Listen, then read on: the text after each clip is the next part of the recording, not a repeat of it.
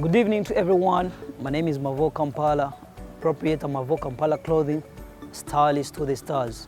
Well, my real names are Kabunga Marvin Johnny, and I started styling in 2015 on the 16th September. Well, I picked my passion of styling from discovering that I had the art, but then I needed to polish it, whereby I had to do a lot of research from Instagram and different websites. And I discovered there are some schools that do teaching about styling and fashion abroad.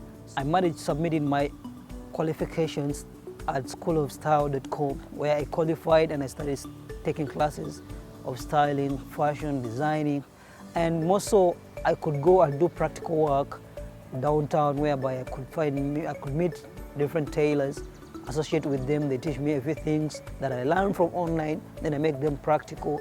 Then I also made a lot of research on YouTube, watching different interviews, watching different documentaries of fashion designers, fashion stylists. Then I continued hustling. As you know, it was more of the street business and then the fashion business.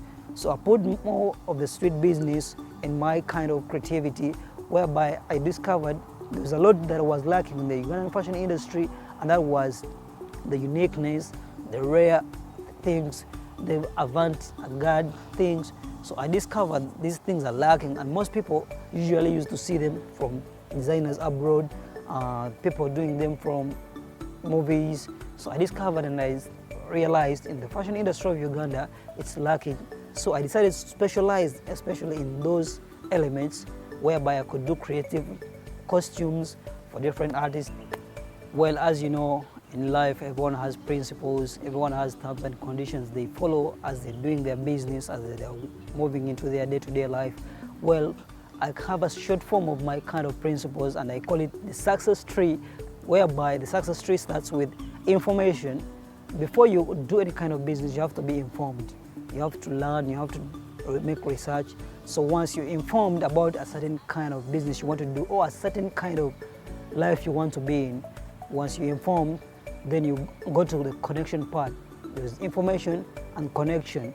Connection lead you to your target goals, and they lead you to your target market and targeted customers or targeted clientele. Yes, when you get the connections, then we'll go down to the communication. Communication is key. Why do I tell you communication is key? Because in every kind of aspect of life, you have to communicate, be it in business, be it in normal life, be it even in prayers. Everyone communicates to God. So communication is key. Determination comes last. You are determined to achieve your goals, to achieve your big kind of business you would want to do. Then once we're done with determination, there comes in the financial status. What financial status are you in?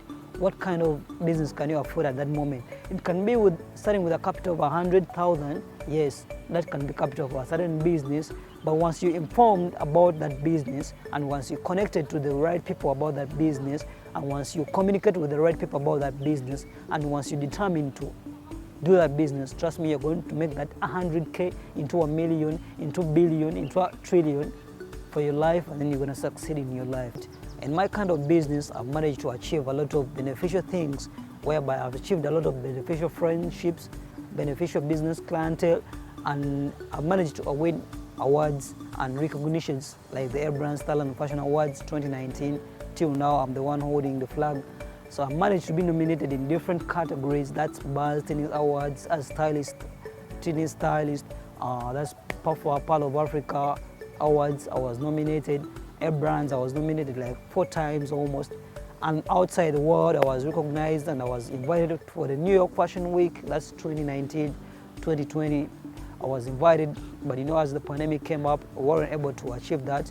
But I take it as an achievement because it was a good mileage for me. 90%, I've worked with 90% of the fashion industry people and the music industry people.